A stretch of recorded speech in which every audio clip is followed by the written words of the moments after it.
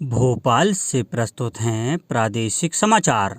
नमस्कार, समाचारों के साथ मैं जितेंद्र रघुवंशी। पहले मुख्य समाचार। आयुष्मान भारत निरामय मध्य प्रदेश योजना के 3 वर्ष पूरे। अभी तक 2,54,00,000 लोगों के आयुष्मान कार्ड बनाए गए। विश्व स्वास्थ्य संगठन ने वायु गुणवत्ता के नए दिशा निर्देश जारी किए। इनसे प्रदूषण से होने वाली मौतों पर नियंत्रण की संभावना। और बंगाल की खाड़ी में बने कम दबाव के क्षेत्र की वजह से प्रदेश के कई जिलों में बारिश की संभावना। अब समाचार विस्तार से।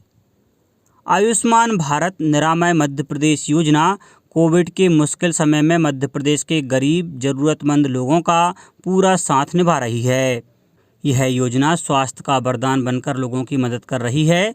प्रदेश के लोक स्वास्थ्य एवं परिवार कल्याण मंत्री डॉक्टर प्रभुराम चौधरी आयुष्मान भारत निरामय मध्य प्रदेश योजना के 3 वर्ष पूरा होने के अवसर पर कल राजधानी में संवाददाताओं से बातचीत कर रहे थे। डॉक्टर चौधरी ने कहा कि 23 सितंबर 2018 को इस योजना की शुरुआत के बाद से 20 सितंबर 2021 तक 2,54,00,000 लोगों के आयुष्मान कार्ड बनाए जा चुके हैं।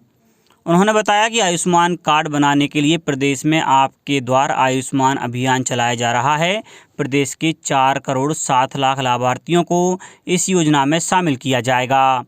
स्वास्थ्य मंत्री ने जानकारी दी कि योजना के तहत 440 निजी और 455 सरकारी अस्पतालों में 5 लाख रुपए तक की निःशुल्क उपचार सुविधा दी जा रही है। मुख्यमंत्री शिवराज सिंह चौहान ने बुधवार को नई दिल्ली में केंद्रीय सड़क एवं परिवहन मंत्री नितिन गडकरी से उनके आवास पर मुलाकात की। इस दौरान मुख्यमंत्री ने प्रदेश में सड़क परिवहन से संबंधित परियोजनाओं पर चर्चा की। श्री चौहान ने कहा कि प्रदेश सरकार ऐसी सड़क निर्माण का प्रयास कर रही है जिसके दोनों तरफ आर्थिक क्लस्टर, औद्योगिक पार्क तथा टाउनशिप हों, जिससे प्रदेश में औद्योगिक निवेश में वृद्धि आए।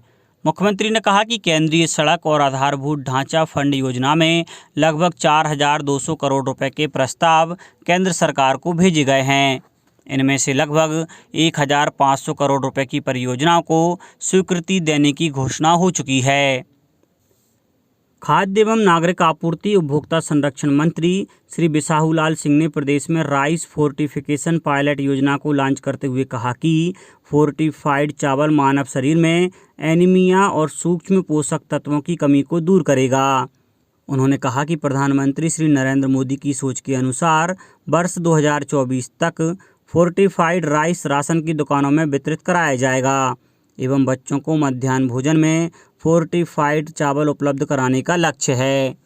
खाद्य मंत्री श्री सिंह ने कहा कि सिंगरौली में पायलट प्रोजेक्ट के रूप में प्रारंभ इस योजना में फोर्टिफाइड चावल 1 रुपये प्रति किलोग्राम की दर से सार्वजनिक वितरण प्रणाली के तहत राशन की दुकानों पर उपलब्ध कराया जाएगा।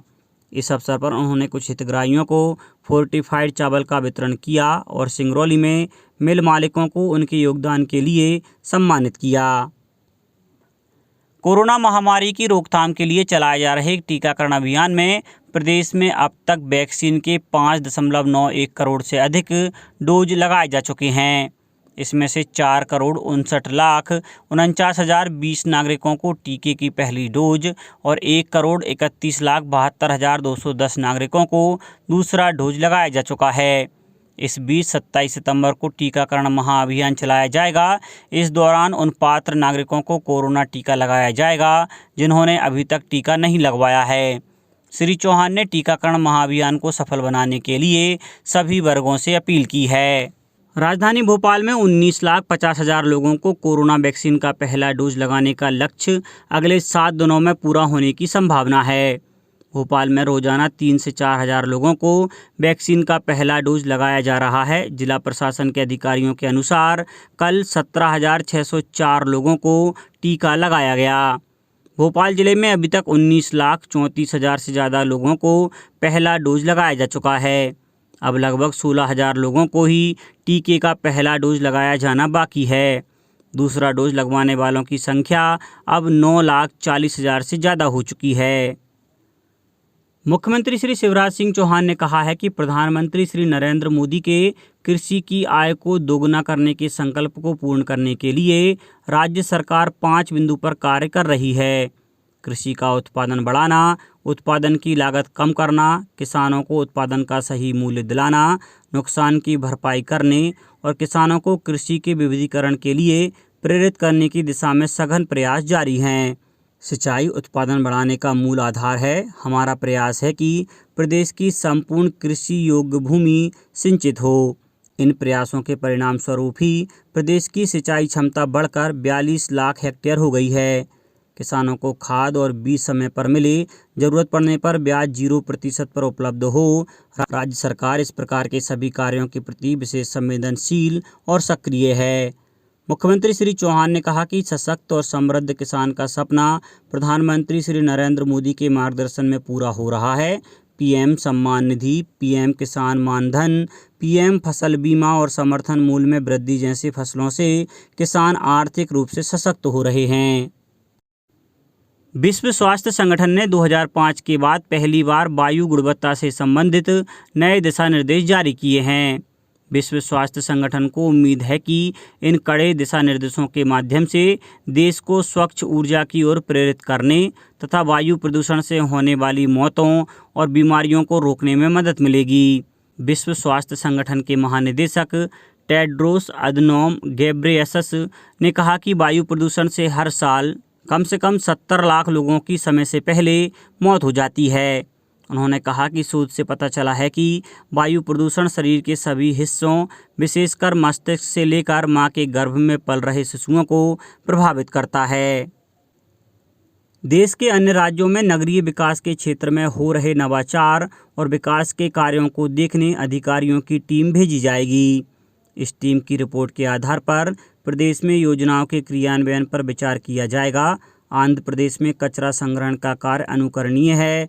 नगरीय विकास एवं आवास मंत्री श्री भूपेंद्र सिंह ने यह बात स्वच्छता प्रेरणा कार्यशाला एवं स्वच्छता की बुनियाद अभियान में नगरीय निकायों को सम्मानित करते हुए कही। श्री सिंह ने कहा कि स्वच्छता अभियान को निरंतरता देने के उद्देश्य से हर 3 माह में नगरीय निकायों का मूल्यांकन और उन्हें सम्मानित करने का निर्णय लिया गया है। नगरीय विकास एवं आवास मंत्री श्री भूपेंद्र सिंह ने कहा कि अगले 3 माह के बाद होने वाली रैंकिंग में मुख्यमंत्री श्री शिवराज सिंह चौहान द्वारा नगरीय निकायों को सम्मानित करवाया जाएगा। उन्होंने कहा कि अब सिर्फ राज्य स्तर की श्रेणी रहेगी, संभाग स्तर की श्रेणी नहीं रहेगी।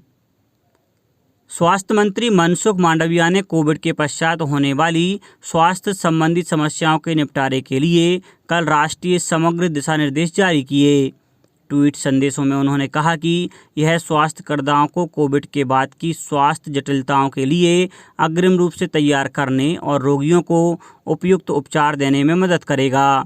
उन्होंने कहा कि यह भारत में जारी 7 मॉड्यूल की पहली ऐसी श्रृंखला है जो चिकित्सा कर्मियों को व्यापक दिशा निर्देश देती है।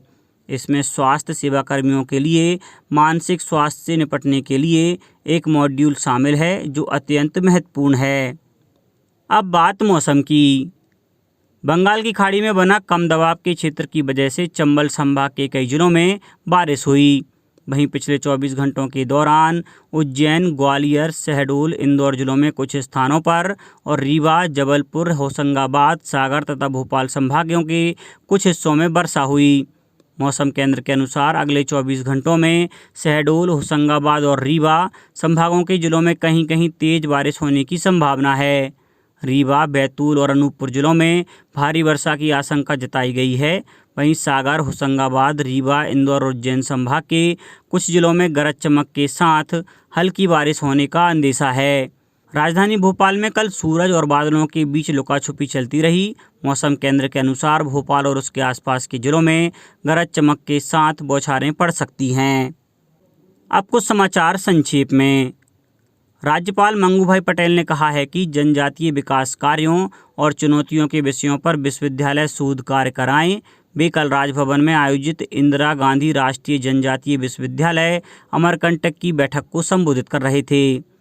प्रदेश से राज्यसभा की रिक्त एक सीट पर उपनिर्वाचन के लिए भारतीय जनता पार्टी के उम्मीदवार डॉक्टर मुरुगन का नामांकन वैध पाया गया है। पन्ना जिले की पवई तहसील के ग्राम बराहू में एक युवती की आंखों में बलपूर्वक त्वचा को घातक रूप से पहुंचाने वाला तरल पदार्थ डाले जाने की घटना के दोनों आरोपियों को गिरफ्तार कर लिया गया है।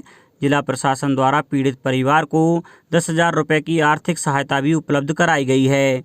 रानी दुर्गावती विश्वविद्यालय में इस शैक्षणिक सत्र से खेती किसानी भी पढ़ाई जाएगी। यह पहली बार है जब यूनिवर्सिटी BSc ऑनर्स एग्रीकल्चर का कोर्स प्रारंभ कर रही है। शहडोल जिले में अब न्यायिक आदेशों की प्रमाणित नकल प्राप्त करने के लिए ई-कोर्ट सुविधा लागू कर दी गई है। टीकमगढ़ के शासकीय स्नातकोत्तर महाविद्यालय में आज रोजगार मेला आयोजित किया जा रहा है और गृह मंत्री डॉक्टर नरोत्तम मिश्रा की अध्यक्षता में शासकीय सेवकों को उनके सेवाकाल में पात्रता अनुसार पदोन्नति के अवसर उपलब्ध कराने के संबंध में भविष्य की नीति निर्धारण के लिए अजाक्स और सपाक्स के प्रतिनिधियों के साथ विचार विमर्श किया गया। अंत में मुख्य समाचार एक बार फिर। आयुष्मान भारत निरामय मध्य प्रदेश योजना के 3 वर्ष पूरे। अभी तक 2,54,00,000 लोगों के आयुष्मान कार्ड बनाए गए। विश्व स्वास्थ्य संगठन ने वायु गुणवत्ता के नए दिशा निर्देश जारी किए। इनसे प्रदूषण से होने वाली मौतों पर नियंत्रण की संभावना। और बंगाल की खाड़ी में बने कम दबाव के क्षेत्र की वजह से प्रदेश के कई जिलों में बारिश की संभावना। इस बुलेटिन में इतना ही। घर पर रहिए, सुरक्षित रहिए और सुनते रहिए प्रादेशिक समाचार। नमस्कार।